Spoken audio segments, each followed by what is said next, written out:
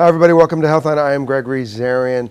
Okay, so it is the last weekend in September. Summer came and flew by. We're stepping into fall. That does not mean to give up all your activities. It does not mean changing your workout schedule. It just means wearing a few more layers. We hope you had a great summer, and we're super excited here to step into fall. So the entire conversation for the segment is all about diabetes. There's diabetes 1, diabetes 2, and gestational diabetes. Is it hereditary? And here's a true or false question.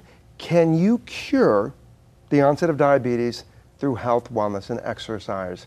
We're going to answer that. Let me share with you a few statistics. Did you know that diabetes worldwide afflicts more than 380 million people?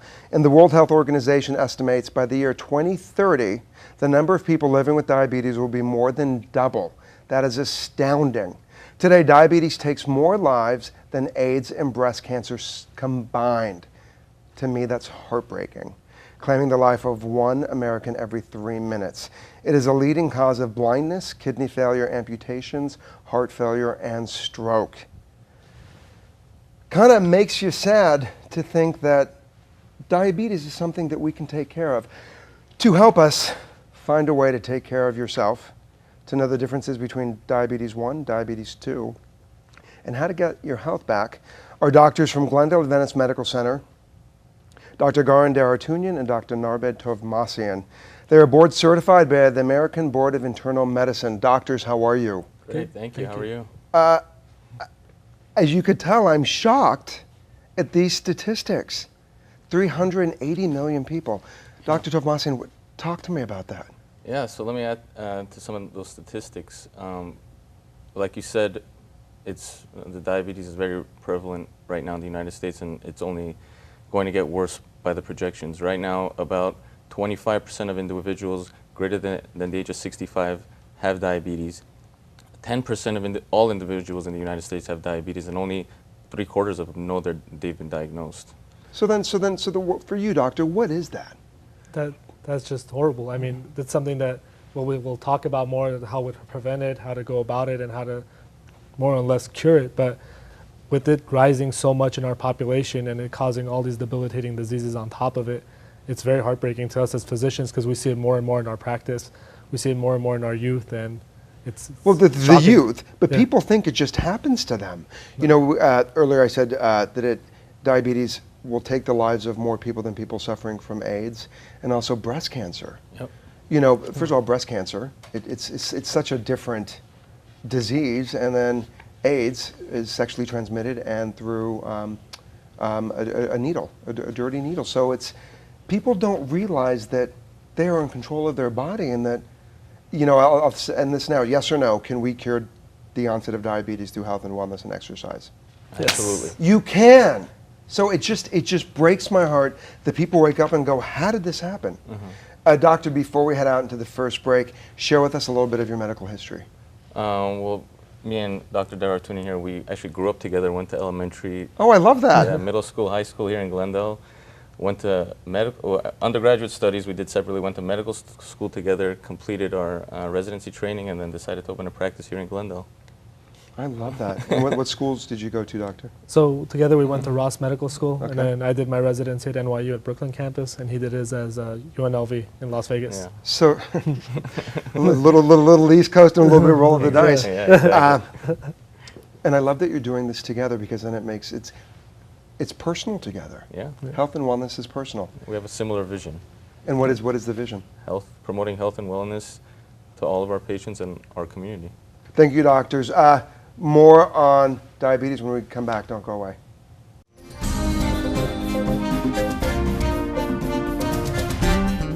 Welcome back to Healthline. I am Gregory Zarian. The conversation today is all about diabetes, diabetes 1, diabetes 2, and what is gestational diabetes. Is it hereditary? Joining us from Glendale Adventist Medical Center are Dr. Narbeh Tovmassian and Dr. Garen Hartunian. Doctors, family friends, since childhood. Yeah. What is diabetes? Let's just start right there. All right. So diabetes is a group of metabolic disorders that essentially... Let me break it down. When you say metabolic, what does that mean? Well, basically the way you use the energy sources of your body, Okay. and how you use the energy sources of your body. one of the primary energy sources in our body is glucose. And in diabetes, our body's unable to use that source of energy efficiently. What happens, let's just dive into the different types. Please. Yeah. So there's type 1 diabetes and there's type 2 diabetes. The type 1 diabetes, usually earlier onset, that's the type we see in childhood, represents about 10% of diabetes overall in the United States.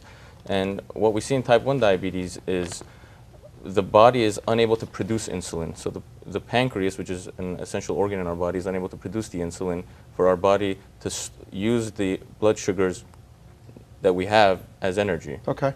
When we talk about type 2 diabetes is the body's, again, unable to use the insulin, but we have excess amounts of insulin. The fact is that the body's insensitive to the insulin that we have.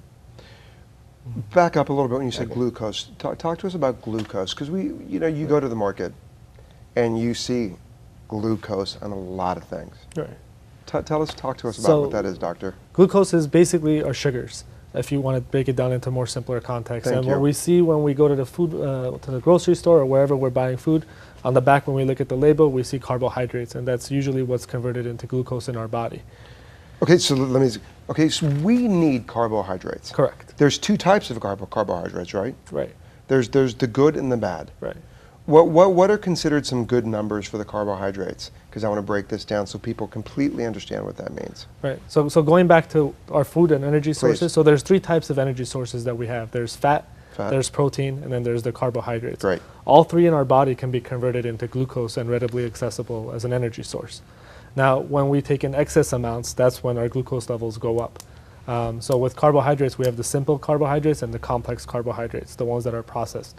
Okay, simple carbohydrates, break down that. What are simple carbohydrates? So simple carbohydrates are more like the simple sugars that we have, which is what we see that are added on.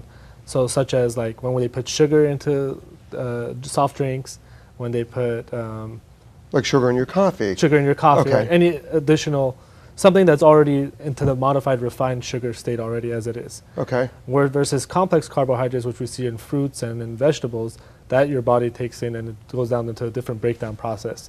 And that's the healthy stuff. Can Correct. people eat too much fruit sugars and stuff too?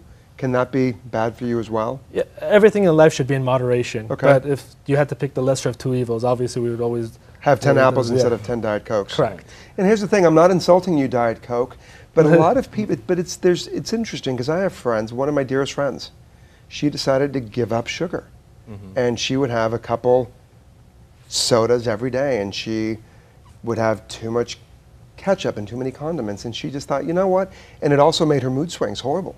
And she said, I'm just giving up sugar. And in over a month, she's lost 15 pounds, and her exercise has not changed. Right. I mean, do you see a lot of people that come into your office with that? Like, they will consume all this unhealthy stuff. Yeah, people go to all sorts of extremes to lose weight, and we see that all the time. And giving up one thing more so than the other, but the ultimate way to lose weight when it comes to going to the extremes, I mean, you got to keep it, like he said, you got everything in moderation and do it the right way. And don't get rid of the fruits and Exactly. healthy sugars, but get rid of all of that. How easy is it to get diabetes 1? How easy is it? Is it easy? Well, here's the question I asked. Is it hereditary? So type 2 diabetes is actually been shown to be more hereditary. Okay, so type 1, not at all. Type 1 is more of an autoimmune disease, where it's kind of part of your, more or less your genetic makeup. But Okay. when you come to type 2 diabetes, that's the one that's becoming more easier to get because of the way our diet's been changing, especially in the Western world.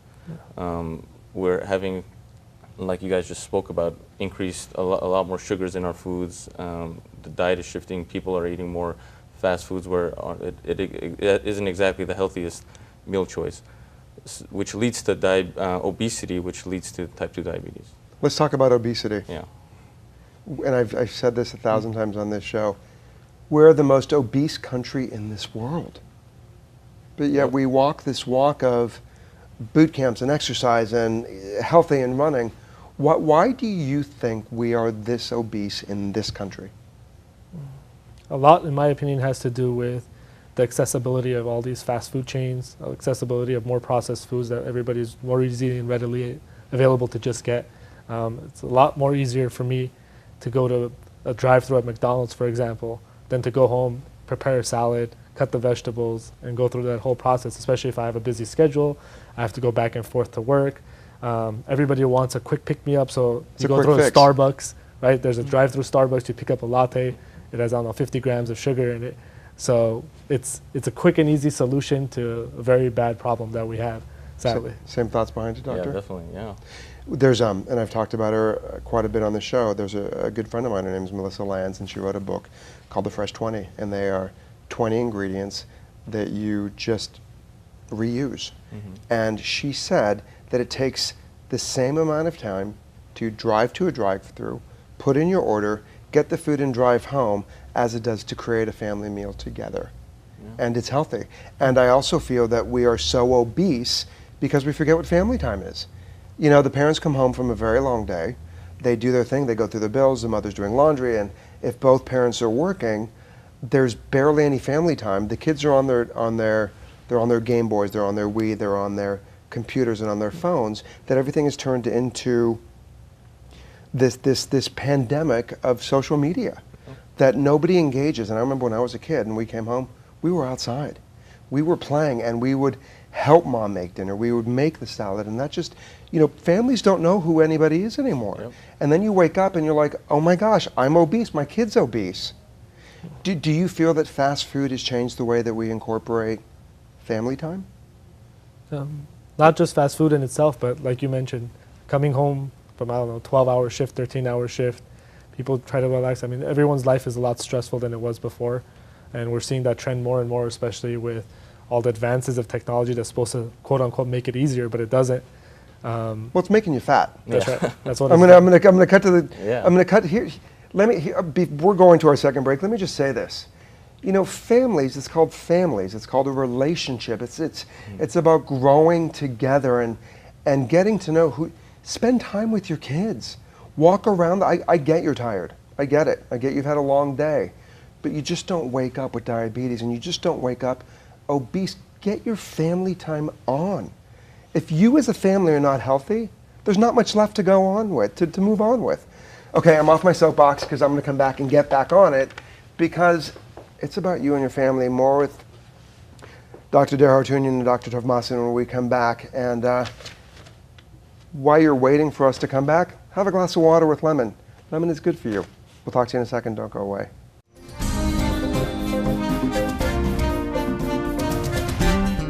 Welcome back to Healthline. I'm Gregory Zarin, and we're talking about diabetes. So did you have a glass of water with lemon? Did you know that if you drink warm water in the morning with a little bit of lemon and maybe jump up and down for about 60 seconds, it pops your metabolism into drive, and that's where you start burning calories. You know, if you're sitting on your couch and you're not doing anything, your body's like a car sitting in a parking lot.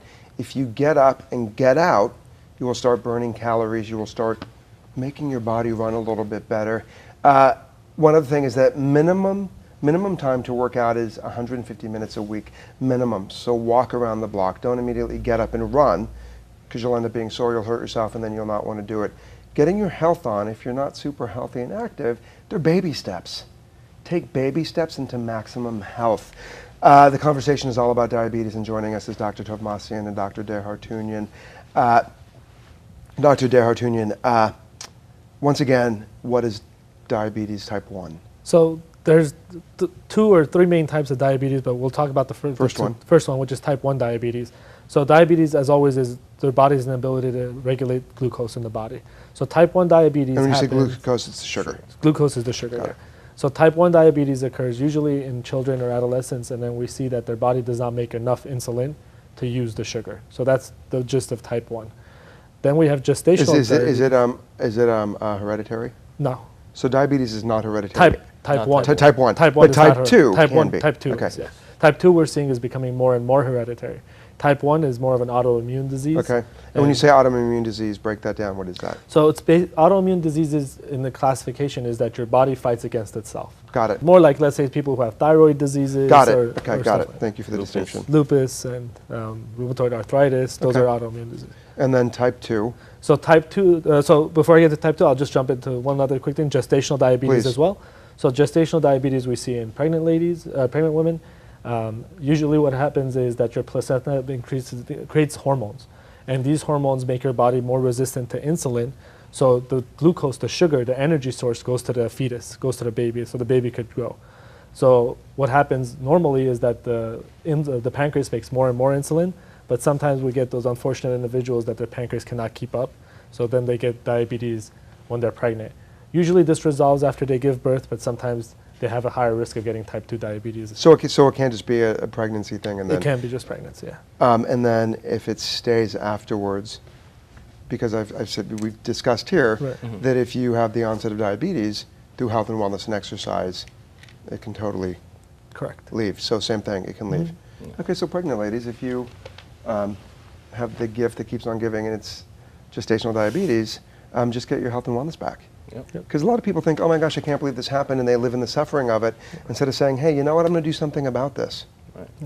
Doctor, talk to us about type 2 diabetes. So type 2 diabetes is the big one, which represents, again, 90% of all diabetics. I'm sorry, but that goes back to what we were talking about in regards to a lot of the statistics. Right. Okay, continue. Yeah. So 85% of type 2 diabetics are obese. And why we see that and why we see obese individuals have a higher risk of turning into type 2 diabetics is because when you're obese, there's an increase in free fatty acids, which are more fat in your blood. This causes the sensitivity to the glucose and the insulin to work on your cells, which causes your blood sugars to go up, and thus diabetes. And then when it goes up, we're talking about kidney failure, liver failure, heart disease, heart disease, high cholesterol, high blood pressure. What did somebody say here once? That when you shop at the market, you should only shop on the outside of it, because that's where the meats and vegetables and fruits and the healthier part, and everything in the center is all that white sugar, that glucose. You know, to avoid diabetes, we've also talked here about stay away from anything white. True? True. Yep. And I think just to add to that, right now, 40% of individuals greater than age 20 are considered pre-diabetic. And is that just because of the upbringing? Yes. And the fast food? Absolutely. And that's basically where we come into play, and health and wellness comes into play. This is the perfect time when you're in that range to be able to cure and prevent the onset of diabetes. If we don't take advantage of that sweet spot when they're on the verge of becoming diabetic, that's the trend we'll see. Like you said earlier, by 2050, 1/3 of the United States would be diabetic. It's staggering. It is. It really is. And people don't realize that everything they put into their mouth has a cause and an effect. Yep. So family Smith comes in, and the parents are obese, and you see the kids in the waiting room and they're obese. What do you say? How direct are you? It's always a sensitive subject to bring up, but I mean, they're coming to us for us to provide a service to them. It would be an in-service for us to not bring the obesity up, because like we said, obesity is in line with many of the common causes of death: heart disease, diabetes. So doctors, what cancers are connected to diabetes? What are those? Some of the commonly connected ones are colorectal cancer, kidney, renal cell cancers, as well as pancreatic cancer. It's crazy to me. Because it seems like since we can cure it, and I say cure it, people don't do anything about it. So again, what do you say to that family? Are you really direct and say, excuse me, but you're obese? Right. We use different calculators. We try to motivate them. I mean, I know you talk about the BMI, and you got to do this, and you got to do that.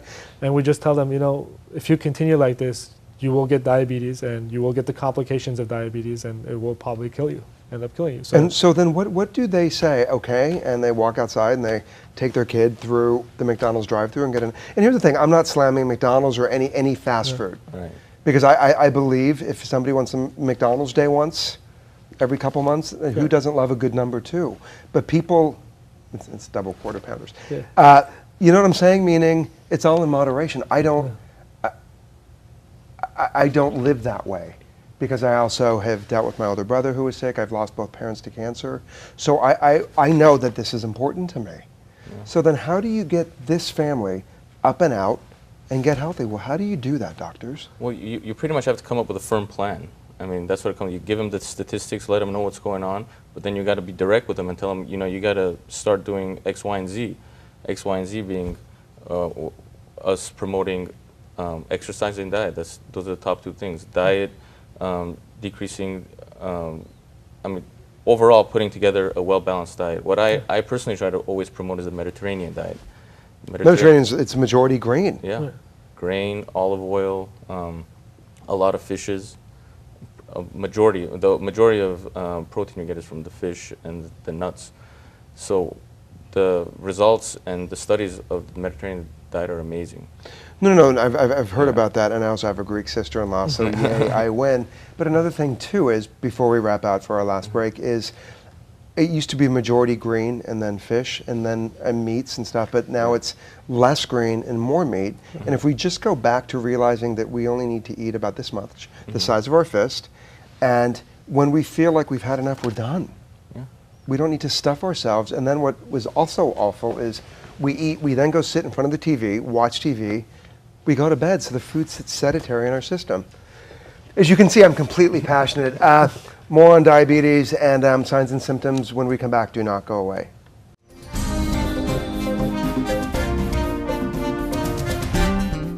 Welcome back to Healthline. The conversation's been all about diabetes. Doctors, what are signs and symptoms of, obviously, type 2? Are there signs and symptoms for type 1?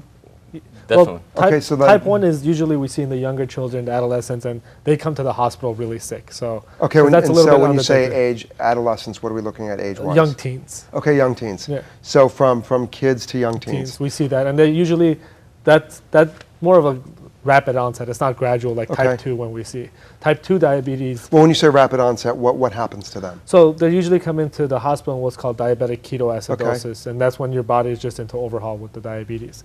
So are you sweating? So do you have an increased thirst? You're very thirsty. They're urinating a lot. They're tired. They're sweating. They feel very weak, and those are pretty much the signs and symptoms of diabetes. And is that attributed to a lot of what you're eating and what you're not doing? Yeah. So the type 1 is the more your body doesn't make the insulin, so that doesn't have to do with it. And that's where in type 1 is where people actually give them their own shots. Right.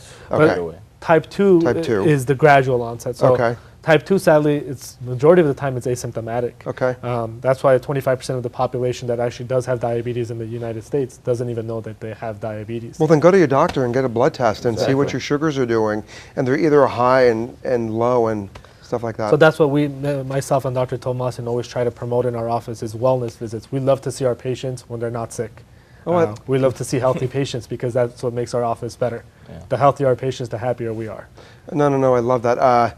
What's treatment for diabetes? It's type 2. So type 2 diabetes usually starts off with, depending on how bad it is. Initially, we try to get them out of it. So again, exercise diet. We try to promote it. If we see that they're still going towards the wrong direction, medications, oral medications. Okay. So we start off with oral medications. Again, continued diet and exercise. So the diet and exercise is always a key player. That's always in addition to medications.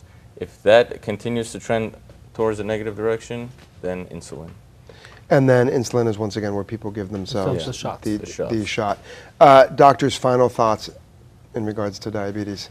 So diabetes, sadly, does kill a lot of people, kills people every day. We see it all the time in the hospital, and it will kill everybody that has it eventually, somehow, some way, whether it's giving you a stroke, and you're dying from the complications of that, from kidney failure, heart disease, whatever it can be. But the more important thing is that it is curable. To some extent. I mean, we see it in our office with well visits. We try to prevent it as much as we can. So it goes both ways. If you come early, we can save you and prevent it from even getting even worse. I love that. Dr. Tovmassian, final thoughts? Final thoughts, I mean, like we said earlier, 25% of individuals greater than 65 have diabetes. And just seeing a doctor, a simple blood test, we do it in our office, hemoglobin A1C, it takes 5 minutes. It'll diagnose you and we can start treating it. Otherwise, like Dr. Garen Hartunian said, the final outcome is unfortunate death. Kidney failure, heart disease, stroke, all your risk. Cancer. Cancer. the risks of all of the above are significantly higher with the diagnosis of diabetes. So it is a major key player in health. So we have to do all that we can to prevent it and treat it. And I love that you said come into the office and have a well visit, because the best thing that's going to happen is somebody comes to your office and you're like, you're healthy. Yeah. Doctors, thank you so much for doing all that you do. And thank you for paying attention, and thank you for listening. It's your body. You just don't wake up obese or diabetic. You are the captain of your ship. Our mission here at Glendale Adventist Medical Center is to make you the healthiest you can be. And we love to hear what you have to say, so please join us on social media. Follow Glendale Adventist Medical Center on Facebook, Twitter, YouTube, and LinkedIn to learn about services, awards, new physicians, and I always love to throw out a good health tip. You can also find everything you need to know at the Glendale Adventist Medical Center health website, adventisthealth.org/Glendale. You can also call the physician referral line at 818-409-8100. Somebody is there to help you. And there's also some great things about Glendale Adventist that I want to share with you. Glendale Adventist Medical Center has a diabetes care center. It offers personalized education, counseling, and support to individuals who are diagnosed with type 1 and type 2 diabetes. Glendale Adventist's mission is to make you the healthiest you can be. Remember, the most important conversation you're going to have is about you and your health. So why not have one right now? Thank you for joining us, and we'll see you next time. Take care.